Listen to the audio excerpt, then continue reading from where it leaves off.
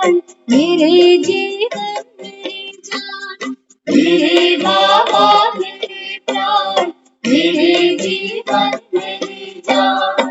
हो तुम्हें सर्वस्व साथी मेरे दिल मेरे अरमान, मेरे बाबा मेरे प्राण मेरे जीवन मेरी जान, मेरे बाबा मेरे प्राण मेरे जीवन मेरी जान।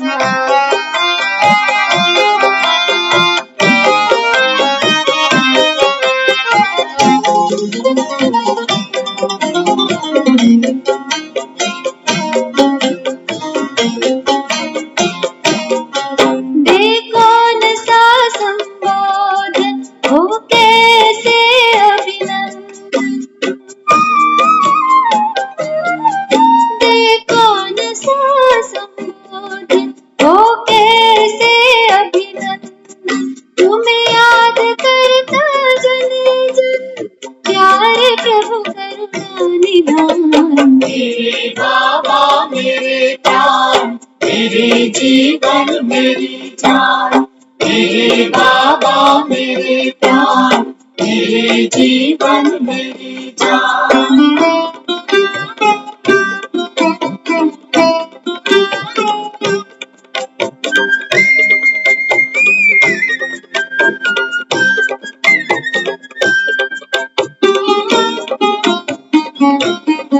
दिल की जुबां करती बयां तुम ही जहां मेरे जहां, दिल की जुबां करती बयां तुम ही जहां मेरे जहां, है प्यार में निसार जान तुम हो मेरी शान, मेरे बाबा मेरे प्राण मेरे जीवन मेरी जान, मेरे बाबा मेरे प्राण मेरे जीवन मेरी जान।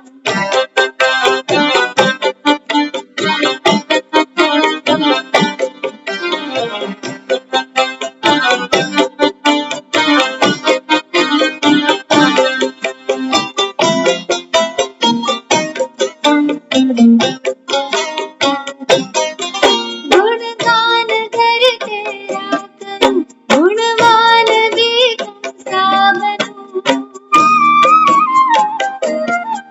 गुणगान घर तेरा करूं, गुणवान भी तुम सा बनूं, मैं ध्यान तेरा ही धरूं, मैं ध्यान तेरा ही धरूं, बन जाऊं मैं तेरे समान, मेरे बाबा मेरे प्राण मेरे जीवन मेरी जान, मेरे बाबा मेरे प्राण मेरे जीवन मेरी जान। हो तुम्हें सर्वस्व साथी मेरे दिल मेरे अरमान, मेरे बाबा मेरे प्राण मेरे जीवन मेरी जान, मेरे बाबा मेरे प्राण मेरे जीवन मेरी जान, मेरे बाबा मेरे प्राण मेरे जीवन मेरी जान। ओम शांति। तो आज की जो मुरली सुनेंगे, मुरली का टाइटल है खुशियों के सागर के बच्चे हो, इसीलिए दुख धाम को सदा के लिए विदाई दे दो। हाँ, बाबा ने समझाया बच्चे खुशियों के सागर के बच्चे हो, इसीलिए दुख धाम को सदा के लिए विदाई दे दो। तो मुरली के इस टाइटल को आगे हम विस्तार से सुनते हैं। अभी बाबा कहते हैं मीठे बच्चे, सदा ये नशा रहता है कि हम भाग्य विधाता के बच्चे हैं। बाबा कहते हैं दुनिया में लोग अपने बाप को नहीं भूलते।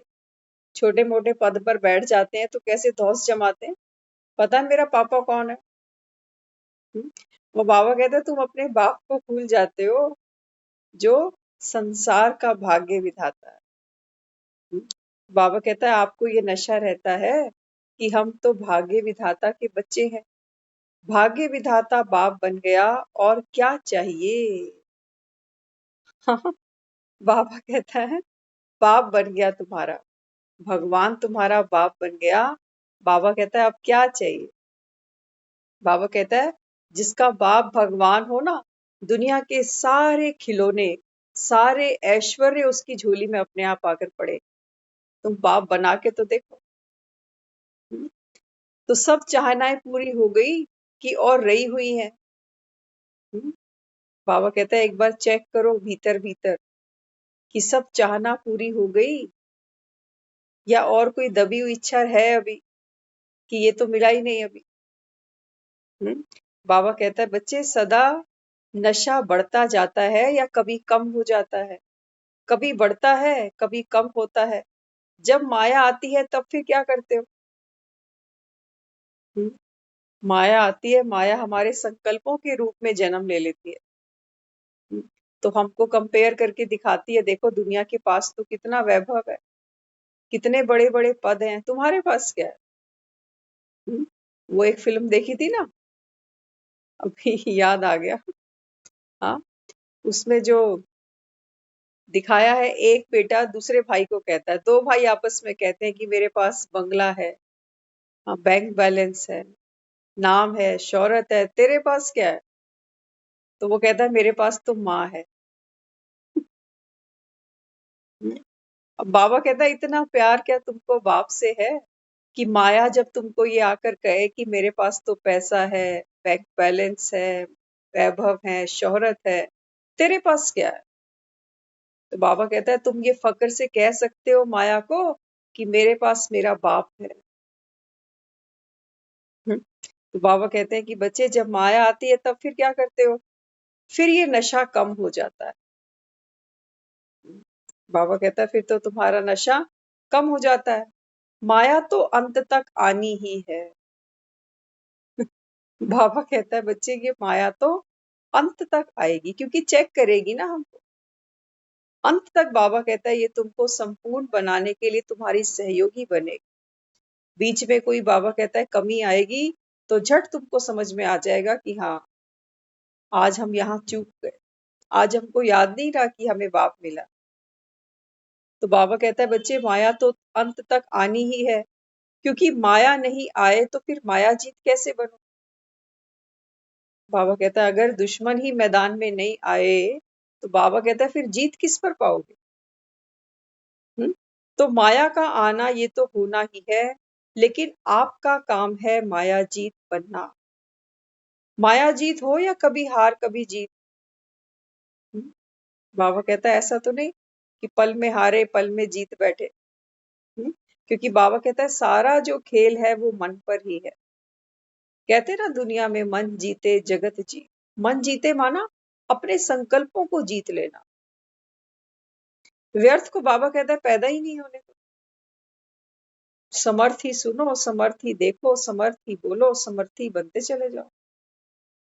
हम्म? तो इस समय बाबा कहते हैं देखो माया जीत हो या कभी कभी हार और कभी कभी जीत, अभी बहुत काल से माया जीत बनने का समय है।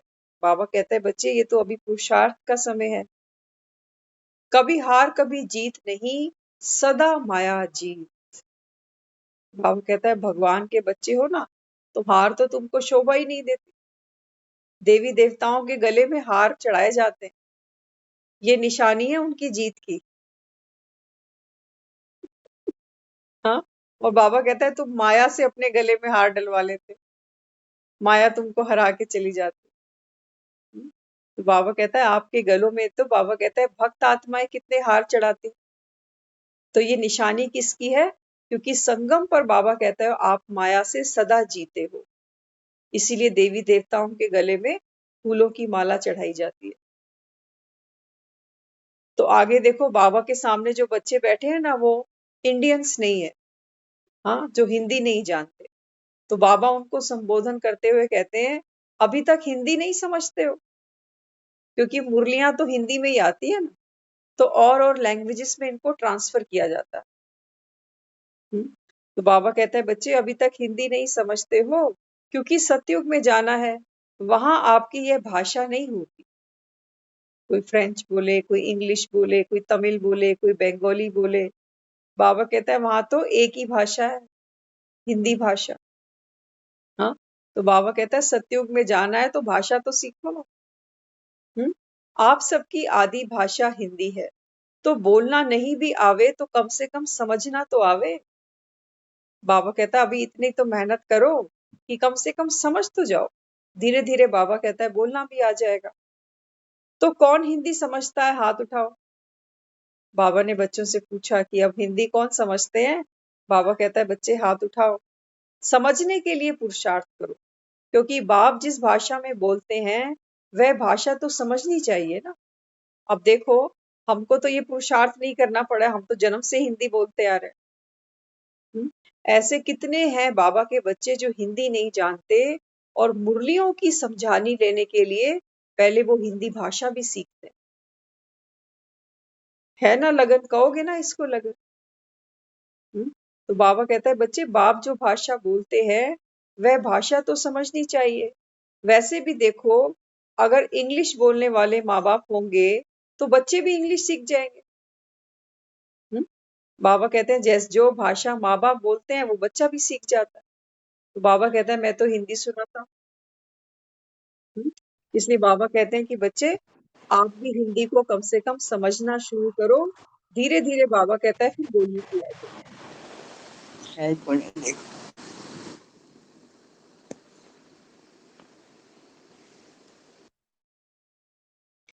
तो आगे फिर समझाते हैं तो बाप की भाषा तो समझनी चाहिए ना। सदा खुश रहने वाले तो हो ही। खुश रहने वाली आत्माएं बाप को भी प्यारी हैं, क्योंकि बाप सदा खुश रहने वाले हैं, खुशी के सागर है ना। कभी सुना है आपने कि भगवान उदास बैठा हो। भक्त कितना रोते हैं, पुकारते हैं मंदिरों में जा जाके, लेकिन भगवान तो कभी दुखी नहीं होता। तो बाबा कहता है क्योंकि बाप तो सदा खुश रहने वाले हैं और खुश रहने वाली आत्माएं बाप को भी प्यारी है। देखो हम सब ने भक्ति की ना, हम ये सोचते थे कि जितने दर्द में, जितनी पीड़ा में हम उसको याद करेंगे वो हमारी पुकार सुनेगा। बाबा कहते हैं बच्चे जब तुम आनंद में होते हो, जब खुशी में होते हो, तब बाबा कहता है मैं तुम्हारे सबसे नजदीक होता हूँ। तो बाबा कहता है बाप का जो ब्लड ग्रुप है वो बच्चों का भी तो होना चाहिए। बाप तो बाबा कहता है कभी मैं दुखी होता ही नहीं, हमेशा खुश हूँ क्योंकि खुशियों का सागर हूँ। तो बाबा कहता है आप भी खुश रहने वाली आत्माएं हो ना, क्योंकि खुशी के सागर के बच्चे भी सदा खुश रहते हैं, तो बाप को भी खुशी होती है। तो दुख को सदा के लिए विदाई दे दी ना। बाबा कहता है अभी दुख के हार गले में नहीं पहन के बैठना। दुख के हार बाबा कहता है कौन पहनते हैं। बाबा कहते हैं जो अभी नष्टा मुहा नहीं बने, वो बाबा कहता है दुख के हार गले में पहनते हैं।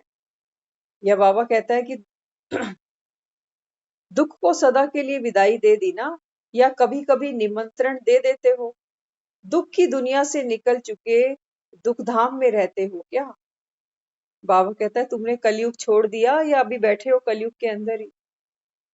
हाँ, बाबा कहता है तुमको तो मैं कलयुग से निकाल कर संगम पर ले आया। तो संगम कौन सा समय है। बाबा कहता है ये तो मौज बनाने का समय। ये तो बाबा कहता है तुम्हारे खुद के खिलने का समय आया। हाँ, तो इसलिए बाबा कहते हैं बच्चे अब ये जाग जाने का समय है। तो दुखधाम में तो नहीं रहते हो ना, कहाँ रहते हो, संगम पर। दुखधाम में नहीं, दुनिया वाले दुखधाम में है, लेकिन आप संगम युग, खुशियों का युग, मौजों का युग उसमें हो। बाबा कहता है दुनिया तो अभी कलयुग में है, लेकिन तुमको बाबा कहता है मैंने बाहर निकाला तो कहाँ पहुंचे, संगम पर आ गए। ये युग है खुशियां मनाने का, मौजों में रहने का। कभी गलती से भी दुखधाम में तो नहीं चले जाते हो। बाबा कहता है फिर से ये देह का भान क्या करता है, बच्चों को रुलाता है। इसलिए बाबा कहता है बच्चे कभी गलती से भी दुखधाम में तो नहीं चले जाते हो। कभी थोड़ी थोड़ी दिल होती है। हाँ, बाबा कहता है कभी दिल करता है कि बाप की उंगली छोड़ के वापस कलयुग में चले जाए। तो सदा नशा रहता है कि हम संगम युगी श्रेष्ठ ब्राह्मण आत्माएं हैं, इसीलिए ब्राह्मणों को सदा ही ऊंची चोटी दिखाते हैं। तो जैसे ऊंचे से ऊंचे गाए हुए हो, वैसे सदा ऊंची स्थिति भी हो। बाबा कहता है आप हो सच्चे सच्चे ब्राह्मण, क्योंकि आपका जो जन्म हुआ है ये है अलौकिक जन्म ब्रह्मा के द्वारा। तो बाबा कहता है जो चोटी दिखाई ये किसकी निशानी? ये आपकी स्थिति की निशानी है कि आपने तो दुख धाम छोड़ दिया, सुख सागर के बच्चे बने। तो बाबा कहता है बच्चे हमेशा खुशियों के झूले में झूलो। दुख धाम की तरफ बाबा कहता है आपकी ना तो दृष्टि जाए ना वृत्ति जाए। हम्म? बाप मिला सब कुछ मिला, यही स्मृति आपको सदा ऊंचा बना देती है। बाबा कहता है बच्चे आपको भगवान मिला है। यही स्मृति बाबा कहता है आपको ऊंचा बना देती है। ये याद रहता है ना, ये ऑटोमेटिक गीत बजता ही रहता है। तो कितना सहज और सब प्राप्ति कर ली, मेहनत करनी पड़ी। हाँ, थोड़ी थोड़ी मेहनत लगती है, टाइटल ही है सहज योगी। कोई अपने को कहता है कि मैं मुश्किल योगी हूँ, क्या कहते हो? सहज योगी हूँ। दुनिया वाले कहते हैं कि कष्ट के बिना परमात्मा नहीं मिलता, और आप क्या कहते हो? घर बैठे बाप मिल गया। दुनिया देखो, नंगे पांव कितनी ऊंची ऊंची चढ़ाइयां चढ़ते हैं, तीर्थ करते हैं, ठंडे ठंडे पानी में सुबह सुबह जाकर स्नान करते हैं। हाँ, कितना बाबा कहता है वो श्रद्धा भावना के साथ तपस्या करती हैं भक्त आत्मा, और क्या सोचती हैं कि बिना कष्ट के भगवान नहीं मिलते, बिना तपस्या किए बिना व्रत किए भगवान प्रसन्न नहीं होते। तो बाबा कहता है वो उसी मार्ग पे चलते जाते हैं। लेकिन आप क्या कहते हो? हाँ, बाबा कहता है आप तो कहते हो कि हमको तो घर बैठे ही बाप मिल गया, इतना सहज सोचा नहीं था लेकिन मिल गया। तो सदा यही याद रखना कि हम भाग्य विधाता के बच्चे हैं, सदा अपना भाग्य याद आने से खुश रहेंगे और खुशियां बांटेंगे। तो आगे फिर बाबा कहते हैं कि बच्चे, जो बाबा के सामने बच्चे बैठे हैं वो महाराष्ट्र से आए हुए हैं, महाराष्ट्र और गुलबर्गा। तो जो बाबा के सामने बच्चे बैठे हैं वहां बाबा कहते हैं अक्सर भूकंप आते रहते हैं। ऐसी जगहों पे बच्चे बैठे हैं, वहां से आए हैं जहां भूकंप आते रहते हैं। तो बाबा उनसे बात करते हुए कहते हैं कि बच्चे सदा निश्चय बुद्धि रहो। हाँ, बाबा कहता है सदा निश्चय बुद्धि रहो, जो होना है सो होना ही है, आगे चलकर अति होना है या कम होना है। बाबा कहता है आप कहते हो ना कलयुग का अंत आया, अब अति पे आ चुका है। तो इसलिए बाबा कहता है बच्चों से कि देखो, आगे चलकर तो अभी अति होनी है या कम होना है, तो अति का आवाहन करते हो या घबराते हो? बाबा कहता है तुम तो सबको कहते हो ना कि अब सत्युग आने वाला है। हाँ, तो बाबा कहता है अब कलयुग अपने अंतिम चरण पे खड़ा है। तो बाबा कहता है तुम घबरा तो नहीं जाते हो ये भूकंप देखकर, कहीं बाढ़ आई, हाँ कहीं पर ब्लास्ट हुआ, कहीं कुछ हुआ। तो बाबा समझाते हैं बच्चे आप तो अति का आह्वान कर रहे हो कि सत्युग आने वाला है। तो बाबा कहता है अति को देखकर घबरा तो नहीं जाते, घबराने की कोई बात नहीं, अगर शरीर जाएगा तो भी गारंटी है और रहेगा तो सेवा करनी है। देखो बाबा बच्चों को कितना बेफिक्र बनाता है, कहता है कि अगर शरीर छूट गया तो भी तुम्हारी गारंटी है कि 21 जन्मों का तुमको वर्षा मिलेगा, और अगर रह गए तो तुमको सेवा करनी है। बाबा कहते हैं तुम्हारे तो दोनों हाथों में लड्डू है, तुमको घबराने की जरूरत नहीं है, दोनों में अच्छा है। 3 पैर पृथ्वी तो मिलनी है, बेफिक्र हो ना, नॉलेज है ना इसीलिए बेफिक्र हो। बाबा कहता है दुनिया के लिए ये कल्याणकारी समय नहीं है। देखो दुनिया में किसी से मिलो बात करो सब दुखी लाचार असहाय। हाँ, तो बाबा कहता है बच्चे आप बेफिक्र हो क्योंकि आपको नॉलेज है ना। बाबा कहता है आप त्रिकालदर्शी बने हो, लेकिन दुनिया तो अभी भी यही सोचती है कि पता नहीं आगे क्या हो जाएगा। इसलिए सदा बेफिक्र हो, सारी सभा बेफिक्र बादशाहों की बैठी है ना। बाबा कहता है अपने बच्चों से चेक करो, ऐसा कोई बच्चा तो सभा में नहीं है जिसको कोई फिक्र है कल क्या होगा, मेरे बाद क्या होगा, मेरे बच्चों का क्या होगा, मेरे दोतों पोतों का क्या होगा। बाबा कहता है कोई चिंता, सभी सारी सभा बेफिक्र बादशाहों की बैठी है ना। जाने वाले कहाँ भी होंगे तो जाएंगे, बाबा कहते हैं बच्चे जिसकी मृत्यु आनी है, जिसको जाना है, वो जहां भी होगा, बाबा कहता है जाने वाले को तो जाना ही होगा। चाहे भूकंप से जाए, चाहे किसी स्थिति में जाए, चाहे अच्छे अच्छे चलते चलते भी चले जाए। कई बार हम किसी के लिए कहते हैं ना कि बिल्कुल अच्छे फासले थे एकदम, हाँ, कुछ हुआ भी नहीं, बस सोए और उठे ही। हाँ, तो बाबा कहता है कि बच्चे जिसको जाना है वो कहाँ भी होंगे तो जाएंगे, चाहे भूकंप से जाएं, चाहे किसी स्थिति में जाएं, चाहे अच्छे अच्छे चलते चलते भी चले जाएंगे। जाने वाले को तो कोई रोक नहीं सकता। बाबा कहता है जिसकी मृत्यु आ चुकी, उसको तो बाबा कहता है कोई रोक नहीं सकता ना, क्योंकि ये बच्चे कहाँ से आकर बैठे हैं, महाराष्ट्र गुलबर्गा से, क्योंकि वहां आए दिन अक्सर भूकंप आते हैं। तो सोचो जिनके यहाँ आसपास भूकंप आते हैं तो क्या चीज वो सफर नहीं होती होगी। हाँ, घर भी डूबे होंगे, परिवार भी धराशायी हुआ होगा, रोजी रोटी धंधे भी डिस्ट्रॉय हुए होंगे। तो पूरा जो जीवन है, एक भूकंप क्या करता है, पूरे जीवन को हिला देता है। तो बाबा देखो ऐसे बच्चों से क्या बात करता है। बाबा कहते हैं बच्चे जाने वाले तो कहाँ भी होंगे, जाएंगे ही। चाहे भूकंप से जाएं, चाहे किसी और परिस्थिति से जाएं, चाहे चलते चलते ही चले जाएं, जाने वाले को तो कोई रोक नहीं सकता। जाने वाले चले गए, लेकिन फिक्र आपको क्यों देकर गए। हम्म, देखो कोई जाता है ना, जाने वाला चला जाता है, लेकिन पीछे से फिक्रें छोड़ जाता है। तो जो लोग रोते हैं ना, उनको जाने वाले का विछोड़ा तो सताता ही है, लेकिन जो सर पे जिम्मेवारियां आती हैं, चिंताएं आती हैं, फिक्रें आती हैं, वो उसको और कमजोर बना देती हैं। तो बाबा क्या कहता है, जाने वाले तो चले गए, लेकिन फिक्र आपको क्यों देकर जाए, फिक्र भी साथ में लेकर जाए ना। बाबा कहता है आप कौन बने, बेफिक्र बादशाह। सुनाया था ना मुरली की स्टार्टिंग, दो भाई हैं, हाँ, आपस में दो भाई कहते हैं कि मेरे पास तो पैसा है, धन है, नाम है, शोहरत है, तेरे पास क्या। तो दूसरा भाई कहता है मेरे पास तो माँ है। बाबा कहता है कि आपको रियलाइज होता है कि दुनिया के पास मकान हो, पैसा हो, प्रॉपर्टी हो, संबंध हो, लेकिन आपके पास भगवान है।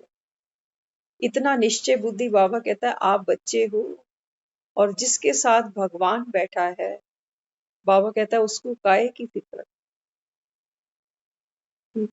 बाबा कहते हैं भगवान जिसका साथी है, जिसका बाप बना, जिसकी उंगली पकड़ी, जिसकी छत्र छाया में बैठे हो, बाबा कहता है क्या तुमको कोई फिक्र है। अगर है, इसका मतलब बाबा कहता है खोट आपके निश्चय में है, भगवान में खोट नहीं है। क्योंकि भगवान कोई व्यक्ति नहीं होता। जैसे हमारे घर के लोग बैठते हैं ना हमारे साथ, सोफे पे बैठते हैं, बेड पर बैठते हैं, हमको दिखाई देते हैं, लेकिन भगवान कोई व्यक्ति नहीं है, वो केवल एक अनुभूति है, एक शक्ति है।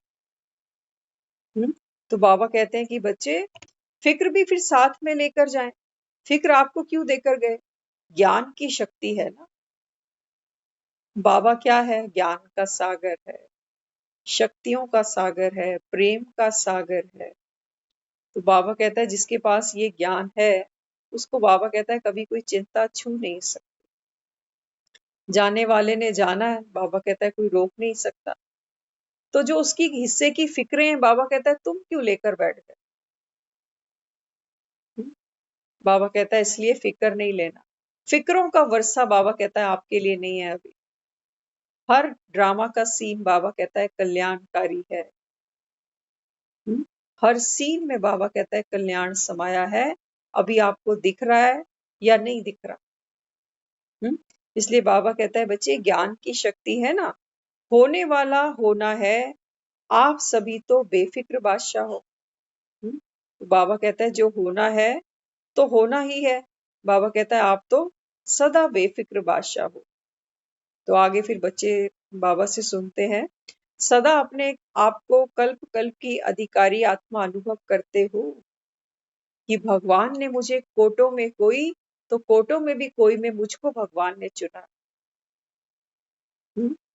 बाबा कहते हैं बच्चों का सिलेक्शन होता है ना, तो कितनी उनको खुशी होती है कि हम फलानी पोस्ट के लिए, फलाने एग्जाम्स के लिए हमारा सिलेक्शन हो गया। हाँ, तो बाबा कहता है कभी आपको खुशी हुई कि भगवान ने इतने करोड़ों की जनता में हमको पुकारा, हमको अपने सम्मुख बिठाया। तो बाबा कहता है आप अनुभव करते हो कि मैं कल्प कल्प की अधिकारी आत्मा हूँ, अनेक बार ये अधिकार प्राप्त किया है और आगे के लिए भी निश्चित है कि कल्प कल्प करते ही रहे। बाबा कहता है जैसे आप अभी भगवान के बच्चे बने हो ना, हर कल्प में बाबा कहता है आप मेरे बच्चे जरूर बनोगे, लेकिन ले कितना पाओगे? बाबा कहता है वो तुम्हारा अपना पुरुषार्थ है। बच्चे तो सब बन गए उसके, लेकिन बाबा कहता है लेने का जो मदार है वो आपके पुरुषार्थ पर है। जितना बाप को याद करोगे, बाबा कहता है उतना वर्षे के अधिकारी बनोगे, क्योंकि आत्मा बिना पिता को याद किए पावन बन नहीं सकती। 63 जन्मों का हमको अभ्यास है माया के साथ में ही रहना, माया को ही याद करते जाना। तो अपने बच्चे हमको याद आते हैं, अपना घर याद आता है, अपना परिवार याद आता है। करनी पड़ती है मेहनत इसके लिए हमको। इनको तो भूलना मुश्किल है, बल्कि अगर कोई बोले चलो 15 दिन बाहर जाना है, जा सकते हैं कोई, इनको तो भूलना ही मुश्किल है। लेकिन बाबा कहता है तुमको भगवान मिला, और बाबा रोज कहता है कि बच्चे कर्म करते बाप को याद करो, खाते पीते चलते फिरते बाप को याद करो। बाबा कहता है तुमको भूल जाता है ना, क्योंकि बाबा कहता है अभी माया की छत्र छाया के नीचे पल बढ़ रहे। माया बाबा कहता है एक ही झटका देती है, मृत्यु के समय दिखा देती है अपना जलवा कि ले जा जो ले जा सके। ये घर परिवार बच्चे सब अलग थलग, और यात्री बिल्कुल अलग। लेकिन सारा जीवन तो बाबा कहता है इन्हीं को अपना समझते हो। तो माया बाबा कहता है अंत में अपना जलवा दिखाएगी। इसलिए बाबा कहता है बच्चे बाप को पहचानो, बाप की श्रीमत को जानो। तो बाबा कहते हैं जो अलग है ही, बाबा कहता है जो संसार में आप लेकर आए ही नहीं, बाबा कहता है फिर इसको ट्रस्टी बनकर निभा लो। निभाना तो है ना, परिवार थोड़ी छोड़ना है। बाबा कहता है बच्चे कर्म भोग तो चुप तो करने ही पड़ेंगे। इसलिए बाबा कहता है संसार से रीत निभाओ, प्रीत केवल एक भगवान से निभाओ। तो बाबा कहता है फिर जब भगवान की प्रीति में, बाबा कहता है जब आप नंबरवार बनते हो, तो सारा जग बाबा कहता है आपको प्रीति करता है नहीं करता। भक्तों को देखो जिनकी हम जाकर भक्ति में इतनी मालाएं जपते हैं, कभी मीरा का गुणगान करते हैं, कभी कबीर का करते हैं। इन्होंने क्या किया? उस जो निराकारी है उसी को तो इसने याद किया, और जिसने उनको याद किया, भक्तों की भी हमने माला जपी। हाँ, तो बाबा कहता है जब बाप के प्यारे बनते हो तो सारे विश्व के प्यारे बन जाते हो। और जब 2-4 के प्यारे बनने की पूरी जीवन में कोशिश करते हो, तो बाबा कहता है हाथ कुछ नहीं आता। वो राजा की कहानी सुनी थी ना, जो ऋषि था दतीची ऋषि, उससे दान मांगा कि आप अपनी हड्डियों का दान हमको कर दो। तो बाबा कहता है बच्चे तुम भी तो अपने सब घरों में दतीची बने हुए हो, हड्डी हड्डी बाबा कहता है परिवार पे समर्पित करके जाते हो। पूरा जीवन बाबा कहता है अपने अपने आत्मा कर्म भोग चुप्तू करती है, और साथ साथ बाबा कहता है हड्डियां भी विसर्जित करके जाती है। बाबा कहता है कुछ हिस्सा बाप को भी दे दो। दुनिया भी बाबा कहता है भक्ति में 10वां हिस्सा निकालती है दान पुण्य के लिए।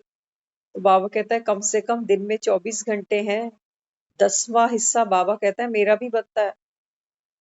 24 घंटे में 2.5 घंटे उसके बनते हैं, अगर कैलकुलेट करें तो 2.5 घंटे।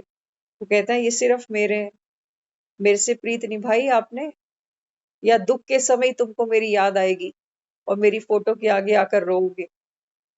तब तो बाबा कहता है तुम दुनिया के आगे नहीं रोते हो। तब तो बाबा कहता है तुमको दुनिया याद नहीं आती। हाँ, इसलिए बाबा समझाते हैं कि बच्चे ये पक्का निश्चय करो कि कल्प कल्प हम ही बाप के वर्षे के अधिकारी बनते हैं। हाँ, तो बाबा ने एग्जाम्पल दिया। बाबा कहते हैं देखो, अगर निश्चय का फाउंडेशन पक्का होगा तो कभी हिलेंगे नहीं।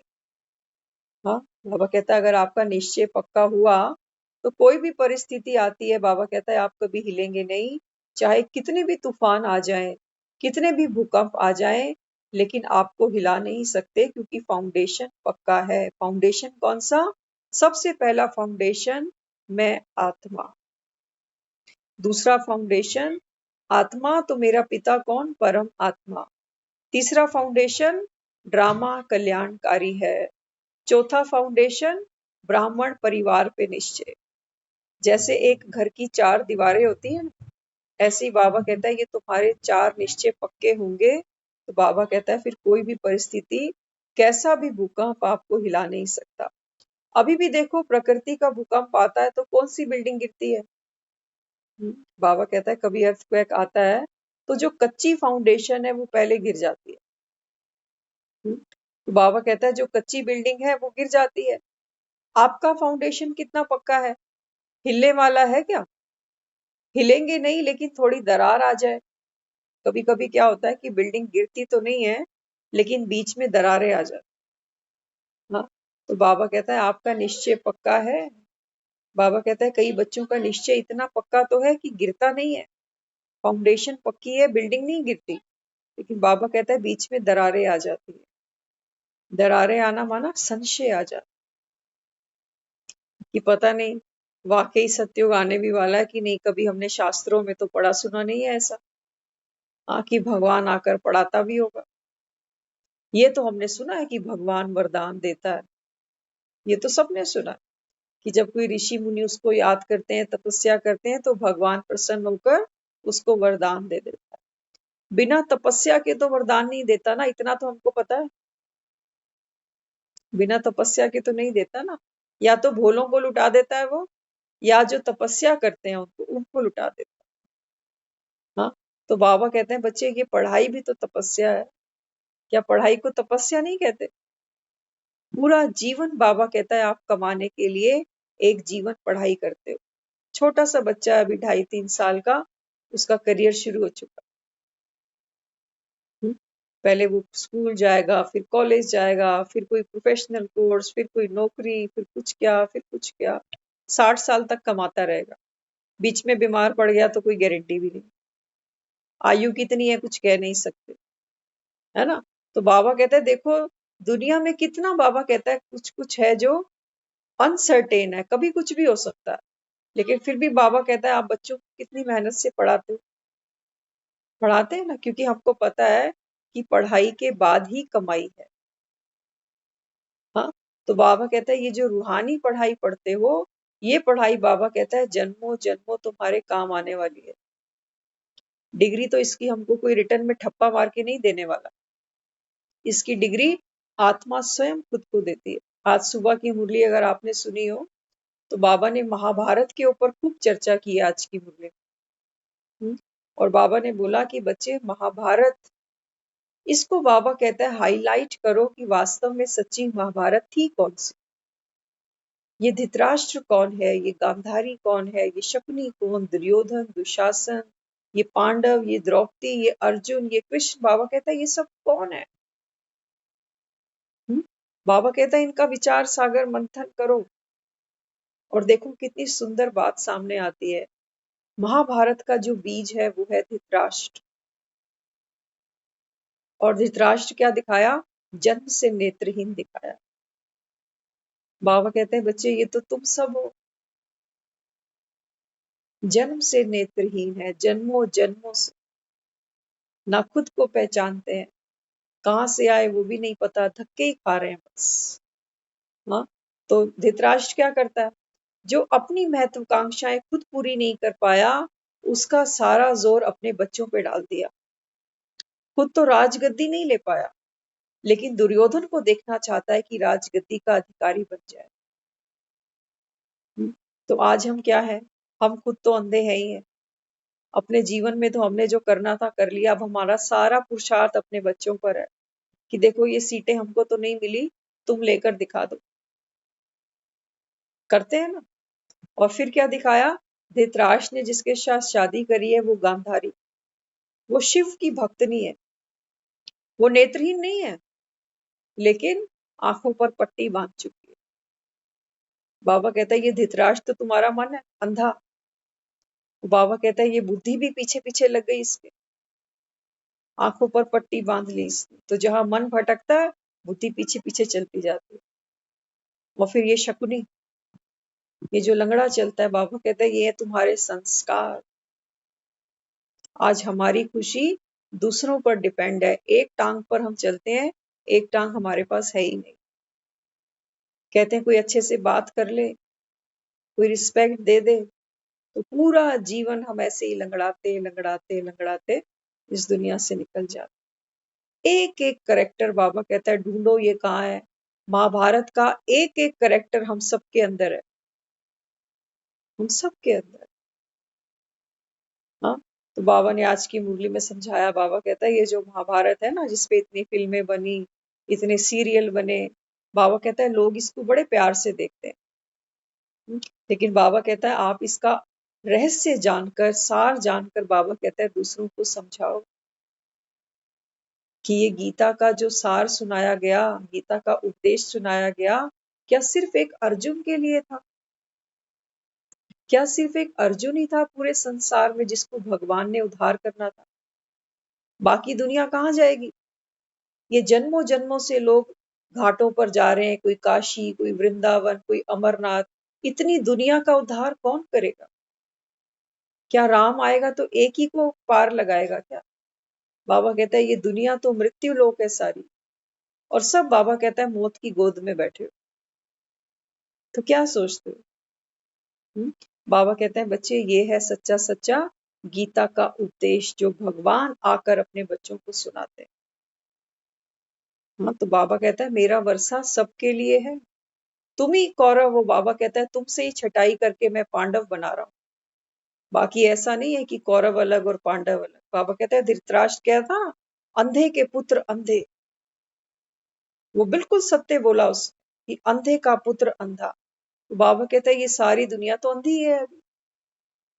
एक के पास भी बाबा कहता है ज्ञान की आंख नहीं है। मंदिरों में जाकर मेरे को ही कहते हो कि भगवान कण कण के अंदर है, सबके अंदर बैठा है। तो बाबा कहता है फिर ये किसकी भक्ति पाठ पूजा कर रहे हो जब सबके अंदर बैठा है? तो फिर क्या मंदिर तक आने की जरूरत पड़ गई? शीशे में अपनी फोटो देख के अगरबत्ती धूप घुमा लेते। तुम्हारे में भी तो भगवान है। घर में 5 लोग हैं, सब में भगवान है। घर में तुमने कुत्ता पाला, उसके अंदर भी भगवान है। तो कुत्ता जब काटता है तो क्यों इंजेक्शन लगवाने दौड़ जाते हो? भगवान ने ही तो काटा है। कोई बात नहीं, भगवान तो जो करता है वो भला ही करता है।